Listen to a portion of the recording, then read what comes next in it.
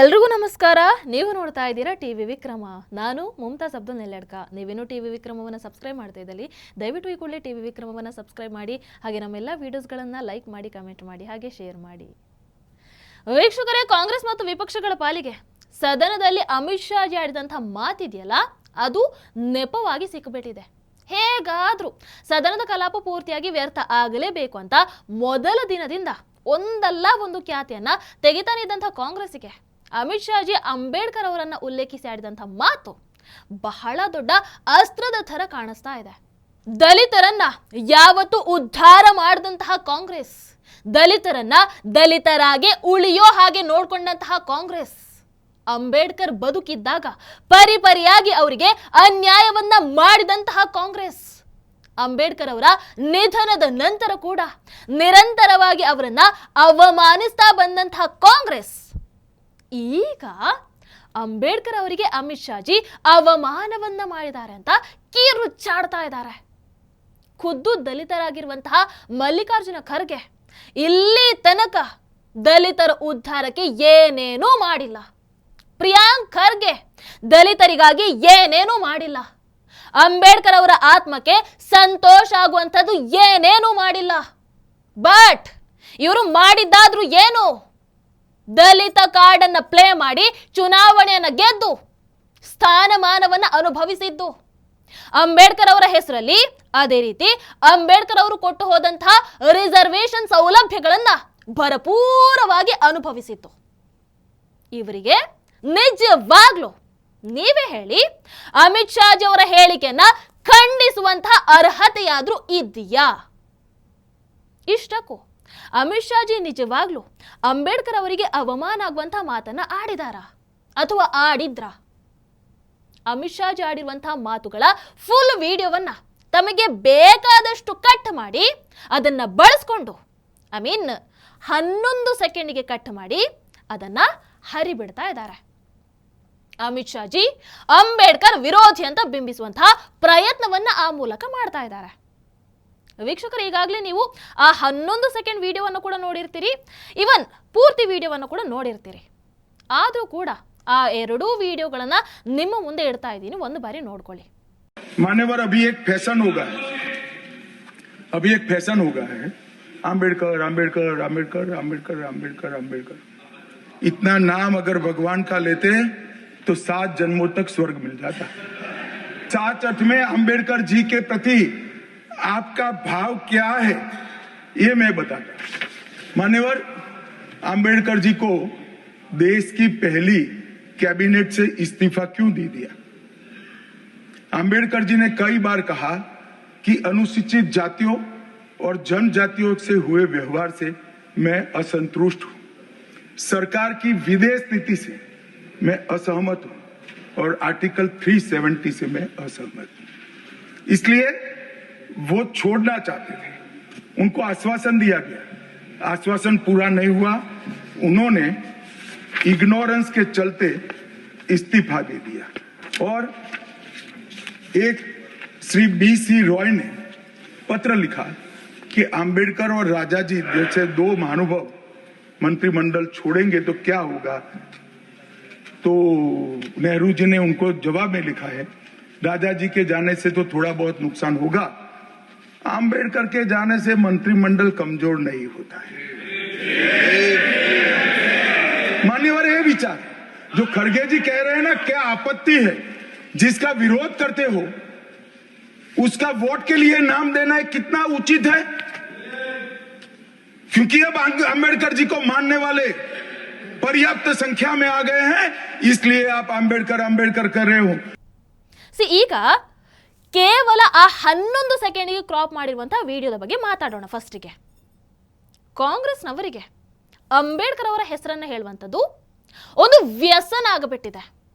ಕಾಂಗ್ರೆಸ್ನವರು ಬಾಯ್ ಬಿಟ್ರೆ ಅಂಬೇಡ್ಕರ್ ಅಂಬೇಡ್ಕರ್ ಅಂಬೇಡ್ಕರ್ ಅಂತ ಜಪವನ್ನ ಮಾಡ್ತಾರೆ.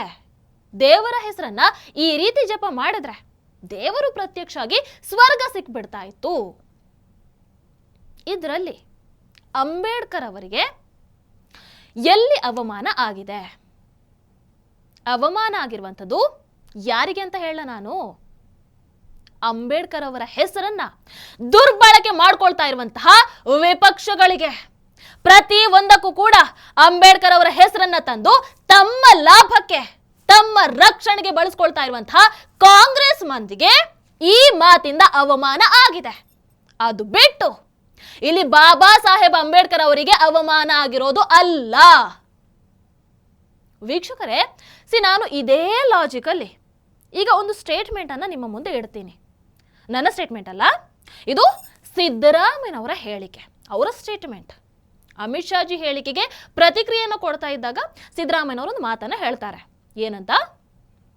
ನಮಗೆ ಅಂಬೇಡ್ಕರ್ ಅನ್ನುವಂಥದ್ದು ವ್ಯಸನ ಅಲ್ಲ, ಅದು ನಿತ್ಯ ಸ್ಮರಣೆ. ನಿಮ್ಮ ಪಕ್ಷದವರು ಮೋದಿ ಮೋದಿ ಮೋದಿ ಅಂತ ಹೇಳ್ತಾರಲ್ಲ, ಅದು ವ್ಯಸನ. ಮೋದಿಯ ಬದಲಿಗೆ ದೇವರ ನಾಮಸ್ಮರಣೆಯನ್ನ ಮಾಡಿದಿದ್ರೆ 7 ಜನ್ಮ ಅಲ್ಲ 100 ಜನ್ಮಕ್ಕೂ ನಿಮಗೆ ಸ್ವರ್ಗ ಸಿಗ್ತಾ ಇತ್ತು, ಹೀಗಂತ ಸಿದ್ದರಾಮಯ್ಯನವರು ಹೇಳ್ತಾರೆ. ಹಾಗಾದ್ರೆ ಈ ಹೇಳಿಕೆ ಮೋದಿಜಿಯವರಿಗೆ ಮಾಡಿರುವಂತಹ ಅವಮಾನ ಅಂತ ನಾವು ಹೇಳಬಹುದಾ? ಅಂಬೇಡ್ಕರ್ ಅವರ ಜಪವನ್ನ ಮಾಡೋ ಬದಲು ದೇವರ ಜಪವನ್ನ ಮಾಡಿದ್ರೆ ಸ್ವರ್ಗ ಸಿಗ್ತಾ ಇತ್ತು ಅಂತ ಹೇಳಿರುವಂಥದ್ದು ಅಂಬೇಡ್ಕರ್ ಅವರಿಗೆ ಮಾಡಿದಂತಹ ಅವಮಾನ ಅಂತ ಹೇಳೋದಾದರೆ, ಸಿದ್ದರಾಮಯ್ಯನವರು ಮೋದಿಜಿಗೆ ಅವಮಾನ ಮಾಡಿದ ಹಾಗೆ ಆಯ್ತಲ್ವಾ ಇಲ್ಲಿ? ಹೌದಲ್ವೋ? ಇಲ್ಲಿ ತುಂಬಾ ಕ್ಲಿಯರ್ ಆಗಿ ಅರ್ಥ ಆಗುತ್ತೆ. ಇವರಿಗೆ ಬಹಳ ಚೆನ್ನಾಗಿ ಗೊತ್ತು ಅಮಿತ್ ಶಾಜಿ ಅವರ ಹೇಳಿಕೆಯಲ್ಲಿ ಅಂಬೇಡ್ಕರ್ ಅವರಿಗೆ ಅವಮಾನ ಆಗುವಂಥದ್ದು ಏನೇನೂ ಇಲ್ಲ ಅಂತ. ಆದರೂ ಇಡೀ ಕಾಂಗ್ರೆಸ್ ಈಗ ಇದನ್ನ ಇಶ್ಯೂ ಮಾಡೋದಕ್ಕೆ ಹೊರಟು ನಿಂತಿದೆ. ಒನ್ಸ್ ಅಗೇನ್ ಅಂಬೇಡ್ಕರ್ ಅವರನ್ನ ಅಸ್ತ್ರವನ್ನಾಗಿ ಇದೇ ಕಾಂಗ್ರೆಸ್ ಬಳಸ್ಕೊಳ್ತಾ ಇದೆ. ಅಮಿತ್ ಶಾಜಿ ಅವರ ಮಾತನ್ನ ಆ ಮೂಲಕ ನಿಜ ಮಾಡ್ತಾ ಇದೆ. ಅಂಬೇಡ್ಕರ್ ಅವರ ಹೆಸರನ್ನ ಬಳಸುವಂಥದ್ದು ತಮಗೆ ವ್ಯಸನ ಅನ್ನುವಂಥದ್ದನ್ನ ಇದೇ ಕಾಂಗ್ರೆಸ್ ಈಗ ಪ್ರೂವ್ ಮಾಡ್ತಾ ಇದೆ. ಇನ್ನು ಪ್ರಿಯಾಂಕಾ ಗಾಂಧಿ ಹೇಳಿಕೆ ಅಂತೂ ಇನ್ನೂ ಬಾಲಿಶ. ಹೇಳ್ತಾರೆ, ಅಂಬೇಡ್ಕರ್ ಅವರ ಹೆಸರು ಹೇಳ್ಕೊಂಡು ಎಷ್ಟೋ ಜನ ತಮ್ಮ ಹಕ್ಕುಗಳನ್ನ ಪಡಿತಾ ಇದ್ದಾರೆ, ಅವರ ಹೆಸರು ಹೇಳುವಂಥದ್ದು ಘನತೆಯ ಸಂಕೇತ ಅಂತ. ಅಲ್ಲ, ನಿಜಾನೇ ಬಿಡಿ, ಅಂಬೇಡ್ಕರ್ ಅವರ ಹೆಸರನ್ನ ಹೇಳ್ಕೊಂಡೆ ಅಲ್ವಾ ಕಾಂಗ್ರೆಸ್ ಪಕ್ಷ ಇದುವರೆಗೂ ತನ್ನ ಹಕ್ಕುಗಳನ್ನ ಪಡಿತಾ ಇರುವಂಥದ್ದು. ಒಪ್ತೀರಾ? ವೀಕ್ಷಕರೇ, ಜನಸಾಮಾನ್ಯರು ಅಂಬೇಡ್ಕರ್ ಅವರ ಹೆಸರನ್ನ ಯಾವತ್ತೂ ಕೂಡ ತಮ್ಮ ಲಾಭಕ್ಕೆ ಬಳಸ್ಕೊಳ್ಳಿಲ್ಲ. ಅಂಬೇಡ್ಕರ್ ಅದೇ ರೀತಿ ದಲಿತ, ಈ ಎರಡೂ ಪದಗಳನ್ನ ಅತಿ ಹೆಚ್ಚು ದುರ್ಬಳಕೆ ಮಾಡ್ಕೊಳ್ತಾ ಇರುವಂಥದ್ದು ಯಾರು? ನಿಮ್ಮ ಮನಸ್ಸಲ್ಲಿ ಈಗ ಉತ್ತರ ಬಂದಿದೆ, ಕಾಂಗ್ರೆಸ್. ಒಪ್ತೀರಾ? ಎಸ್, ಬಾಬಾ ಸಾಹೇಬ್ ಅಂಬೇಡ್ಕರ್ ಅವರು ನಿಜವಾಗ್ಲೂ ಮಹಾನಾಯಕ, ಅವರೊಬ್ಬ ಮಹಾಪುರುಷ. ಆದರೆ ಅಂಬೇಡ್ಕರ್ ಅವರು ಪ್ರಶ್ನಾತೀತರಲ್ಲ. ಅಂಬೇಡ್ಕರ್ ಅವರು ಯಾವತ್ತೂ ಕೂಡ ತಾವು ಪ್ರಶ್ನಾತೀತರು, ತಾವು ವಿಮರ್ಶಾತೀತರು ಅಂತ ಯಾವತ್ತೂ ಹೇಳ್ಕೊಂಡಿಲ್ಲ.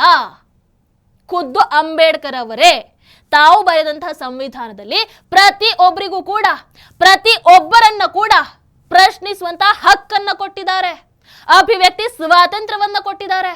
ಅಂಬೇಡ್ಕರ್ ಅವರು ಬದುಕಿದಿದ್ದರೆ ಬಹುಶಃ ತಮ್ಮ ಹೆಸರನ್ನ ದುರ್ಬಳಕೆ ಮಾಡ್ಕೊಳ್ತಾ ಇರುವಂತದ್ದನ್ನ ನೋಡಿ ತುಂಬಾ ನೊಂದ್ಕೊಳ್ತಾ ಇದ್ರು.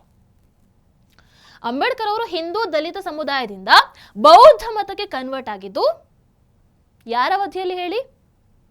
ಎಸ್, ಎಕ್ಸಾಕ್ಟ್ಲಿ ಕಾಂಗ್ರೆಸ್ ಅವಧಿಯಲ್ಲಿ. ಅಂದ್ರೆ ಏನರ್ಥ? ಅವರಿಗೆ ದಲಿತ ಅನ್ನುವಂಥ ಐಡೆಂಟಿಟಿನೇ ಬೇಡ ಅನಿಸೋ ಹಾಗೆ ಮಾಡಿದ್ದು ಯಾರು? ಕಾಂಗ್ರೆಸ್ ಅಲ್ವಾ? ಅಂಬೇಡ್ಕರ್ ಅವರಿಗೆ ಅಮಿತ್ ಶಾಜಿ ಅವಮಾನವನ್ನ ಮಾಡಿದ್ದಾರೆ ಅನ್ನುವಂಥ ಕಾಂಗ್ರೆಸ್ ಪಕ್ಷ ಅಂಬೇಡ್ಕರ್ ಅವರಿಗೆ ಭಾರತ ರತ್ನವನ್ನು ಕೊಟ್ಟಿದ್ದು ಯಾವಾಗ? ಅವರು ನಿಧನರಾಗಿ ಬರೋಬ್ಬರಿ 34 ವರ್ಷಗಳ ನಂತರ.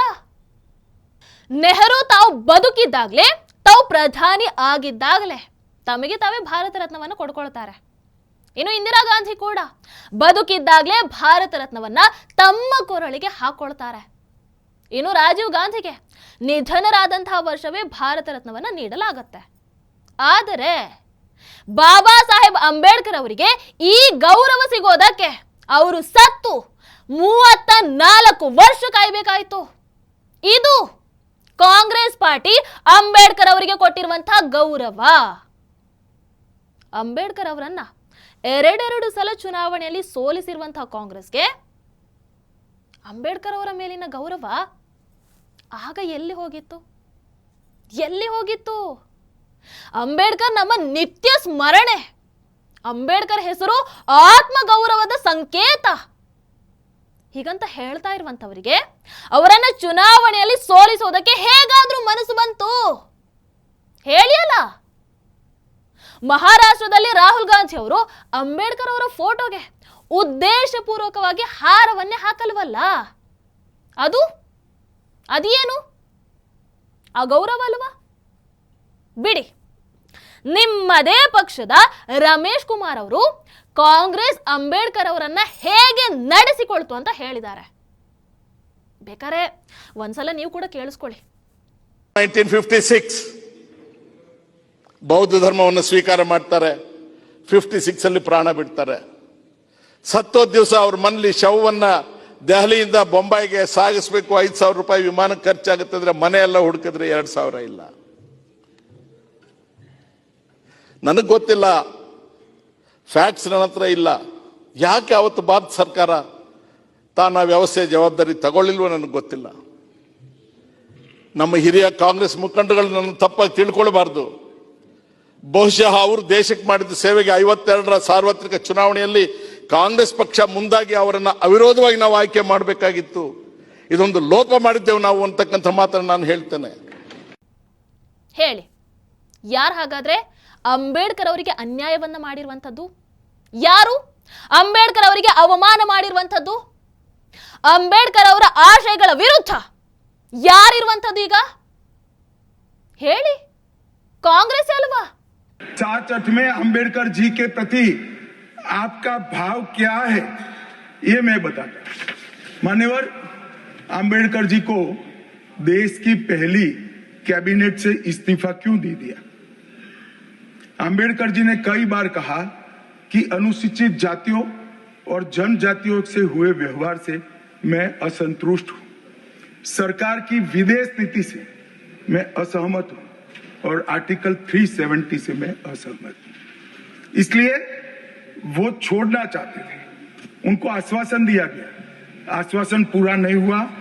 उन्होंने इग्नोरेंस के चलते इस्तीफा दे दिया. और एक श्री BC रॉय ने पत्र लिखा कि अंबेडकर और राजाजी जैसे 2 महानुभाव मंत्रिमंडल छोड़ेंगे तो क्या होगा. तो नेहरू जी ने उनको जवाब में लिखा है, राजा जी के जाने से तो थोड़ा बहुत नुकसान होगा, अंबेडकर के जाने से मंत्रिमंडल कमजोर नहीं होता है. मान्यवर, ये विचार जो खड़गे जी कह रहे हैं ना, क्या आपत्ति है? जिसका विरोध करते हो उसका वोट के लिए नाम देना है, कितना उचित है? क्योंकि अब अंबेडकर जी को मानने वाले पर्याप्त संख्या में आ गए हैं, इसलिए आप अंबेडकर कर रहे हो. ಅಮಿತ್ ಶಾಜಿ ಆ ಫುಲ್ ವಿಡಿಯೋದಲ್ಲಿ ಹೇಳಿರುವಂತದ್ದು ಇದೇ ಮಾತನ್ನ. ಅಂಬೇಡ್ಕರ್ ಅವರ ಹೆಸರನ್ನ 100 ಬಾರಿ ಬೇಕಾದ್ರೂ ಜಪಿಸಿ ಪರವಾಗಿಲ್ಲ, ಆದರೆ ನೀವು ಅಂಬೇಡ್ಕರ್ ಅವರ ಯಾವ ಮಾತಿಗೆ ಬೆಲೆಯನ್ನು ಕೊಟ್ಟಿದ್ದೀರಿ? ಹೌದಲ್ವಾ? ಈಗ ಮಲ್ಲಿಕಾರ್ಜುನ ಖರ್ಗೆ ಅವರು ಹೇಳ್ತಾ ಇದ್ದಾರೆ, ಅಮಿತ್ ಶಾಜಿ ಕ್ಷಮೆಯನ್ನ ಕೇಳಬೇಕಂತೆ, ರಾಜೀನಾಮೆನ ಕೊಡಬೇಕಂತೆ. ಇಲ್ಲ ಅಂತ ಹೇಳಿದ್ರೆ ದೇಶ ಹೊತ್ತಿ ಉರಿಯುತ್ತಂತೆ.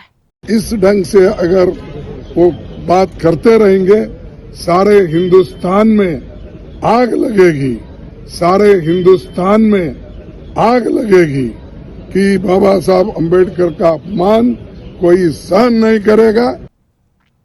ಈ ಪ್ರಚೋದನಕಾರಿ ಹೇಳಿಕೆಗೆ ಖರ್ಗೆ ವಿರುದ್ಧ ಕ್ರಮವನ್ನು ತಗೊಳ್ಬೇಕಲ್ವಾ? ನಮ್ಮ ದೇಶದಲ್ಲಿ ಆಂತರಿಕ ದಂಗೆಗೆ ಪ್ರಚೋದನೆಯನ್ನ ನೀಡ್ತಾ ಇರೋದಲ್ವಾ ಇದು? ಇನ್ನು ಮರಿ ಖರ್ಗೆ ಫುಲ್ ವಿಡಿಯೋವನ್ನ ಕಟ್ ಮಾಡಿ ಹಾಕಿ ಜನರನ್ನ ಮಿಸ್ಲೀಡ್ ಮಾಡುವಂತ ಕೆಲಸವನ್ನ ಮಾಡ್ತಾ ಇದ್ದಾರೆ. ಯಾವತ್ತು ಸಿದ್ದರಾಮಯ್ಯನವರ ಯಾವುದೋ ಒಂದು ವಿಡಿಯೋ ಇದೇ ರೀತಿ ಕಟ್ ಮಾಡಿ ತಿರುಚಿ ಹಾಕಿದ್ದಕ್ಕೆ ರಾಜ್ಯದ ತುಂಬ ಅಯ್ಯೋ ಅದು ಎಷ್ಟು ಜನರ ವಿರುದ್ಧ ಕೇಸನ್ನು ಹಾಕ್ತೋ ಈ ಕಾಂಗ್ರೆಸ್ ಪಾರ್ಟಿ. ಇವತ್ತು ಪ್ರಿಯಾಂಕ ಖರ್ಗೆ ಮಾಡಿರುವಂಥದ್ದು ಅದೇ ಸೇಮ್ ಟು ಸೇಮ್ ಕೆಲಸ ಅಲ್ವಾ? ಯಾಕೆ ಇವರಿಗೆ ಶಿಕ್ಷೆ ಇಲ್ವಾ? ಏನು ಶಿಕ್ಷೆ ಕೊಡ್ತೀರಾ? ವೀಕ್ಷಕರೇ, ಇವೆಲ್ಲವನ್ನ ನೋಡಿದ್ರೆ ನಿಮಗೇನು ಅನ್ನಿಸ್ತಾ ಇದೆ? ಇದು ಹತಾಶೆಯ ಪರಮಾವಧಿ ಅಲ್ವಾ? ಅಮಿತ್ ಶಾಜಿ ಅವರು ಕ್ಷಮೆ ಕೇಳುವಂತಹ ಅಗತ್ಯನೂ ಇಲ್ಲ, ರಾಜೀನಾಮೆನ ಕೊಡುವಂತಹ ಅವಶ್ಯಕತೆನೂ ಇಲ್ಲ. ಇಲ್ಲಿ ಅಂಬೇಡ್ಕರ್ ಅವರಿಗೆ ಅವಮಾನ ಆಗುವಂತಹ ಯಾವ ಮಾತನ್ನು ಕೂಡ ಅಮಿತ್ ಶಾಜಿ ಅವರು ಆಡಿಲ್ಲ. ಅಂಬೇಡ್ಕರ್ ಅವರ ಹೆಸರನ್ನ ದುರ್ಬಳಕೆ ಮಾಡ್ಕೊಳ್ಳೋದನ್ನ ಬಿಡಿ ಅಂತ ಕಾಂಗ್ರೆಸ್ಸಿಗೆ ಬುದ್ಧಿಯನ್ನ ಹೇಳಿರೋದು ಅಂಬೇಡ್ಕರ್ ಅವರಿಗೆ ಮಾಡಿರುವಂತಹ ಅವಮಾನ ಅಲ್ಲ. ಇನ್ಫ್ಯಾಕ್ಟ್ ಅಂಬೇಡ್ಕರ್ ಅವರ ಆತ್ಮ ನಿಜಕ್ಕೂ ಕೂಡ ಅಮಿತ್ ಶಾಜಿ ಅವರ ಮಾತಿಗೆ ಚಪ್ಪಾಳೆಯನ್ನ ತಟ್ಟಿರುತ್ತೆ. ಸಾಧ್ಯ ಆದ್ರೆ ಅಟ್ರಾಸಿಟಿ ಕೇಸನ್ನು ದುರ್ಬಳಕೆ ಮಾಡೋದನ್ನು ಕೂಡ ತಪ್ಪಿಸಿ ಅಂತ ಅಂಬೇಡ್ಕರ್ ಅವರು ಸ್ವರ್ಗದಿಂದಾನೆ ಅಮಿತ್ ಶಾಜಿ ಅವರಿಗೆ ಆಶೀರ್ವಾದ ಮಾಡಿರ್ತಾರೆ. ಅಂಬೇಡ್ಕರ್ ಕೇವಲ ಕಾಂಗ್ರೆಸ್ ಆಸ್ತಿ ಅಲ್ಲ, ಅವರು ಈ ದೇಶದ ಆಸ್ತಿ. ದೇಶದ ಬೇರೆ ಆಸ್ತಿಯನ್ನು ಕೊಳ್ಳೆ ಹೊಡೆದಿರುವಂತಹ ಕಾಂಗ್ರೆಸ್ಸಿಗೆ ಅಂಬೇಡ್ಕರ್ ಅವರು ಅಕ್ಷಯ ಪಾತ್ರೆ ಥರ ಕಾಣ್ತಾರೆ. ಅವರನ್ನ ಎಷ್ಟು ಕೊಳ್ಳೆ ಹೊಡೆದ್ರೂ ಕೂಡ ಖಾಲಿ ಆಗೋದಿಲ್ವಲ್ಲ. ಅದಕ್ಕೆ ದಿನ ಬೆಳಗಾದ್ರೆ ಅವರ ಫೋಟೋ, ಅವರ ಹೆಸರು, ಅವರು ಬರ್ಕೊಟ್ಟಂತಹ ಸಂವಿಧಾನವನ್ನ ತಮ್ಮ ಅನುಕೂಲಕ್ಕೆ ತಕ್ಕ ಹಾಗೆ ಬಳಸ್ಕೊಳ್ತಾ ಇರುವಂಥದ್ದು. ಇಲ್ಲಿ ನಾಚಿಕೆ ಆಗಬೇಕಾಗಿರುವಂಥದ್ದು ಕಾಂಗ್ರೆಸ್, ಅದೇ ರೀತಿ ವಿಪಕ್ಷಗಳಿಗೆ. ಅಂಬೇಡ್ಕರ್ ಅವರ ಕ್ಷಮೆಯನ್ನ ಕೇಳಬೇಕಾಗಿರುವಂಥದ್ದು ಅಮಿತ್ ಶಾಜಿ ಅಲ್ಲ.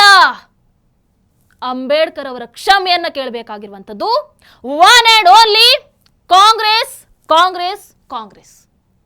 ನಿಮಗೇನು ಅನ್ನಿಸ್ತದೆ ದಯವಿಟ್ಟು ಕಾಮೆಂಟ್ ಮೂಲಕ ತಿಳಿಸಿ. ಹಾಗೆ ವಿಡಿಯೋ ನಿಮಗೆ ಇಷ್ಟ ಆದಲ್ಲಿ ಲೈಕ್ ಮಾಡಿ, ಶೇರ್ ಮಾಡಿ.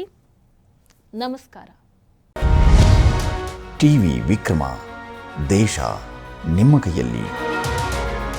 ಈ ಕಾರ್ಯಕ್ರಮ ನಿಮಗೆ ಇಷ್ಟ ಆಗಿದ್ದಲ್ಲಿ ಲೈಕ್, ಶೇರ್ ಹಾಗೂ ಕಮೆಂಟ್ ಮಾಡಿ. ಟಿವಿ ವಿಕ್ರಮದ ಕಾರ್ಯಕ್ರಮಗಳನ್ನು ನಿರಂತರವಾಗಿ ವೀಕ್ಷಿಸಲು ಸಬ್ಸ್ಕ್ರೈಬ್ ಮಾಡಿ, ಬೆಲ್ ಐಕನ್ ಒತ್ತಿ.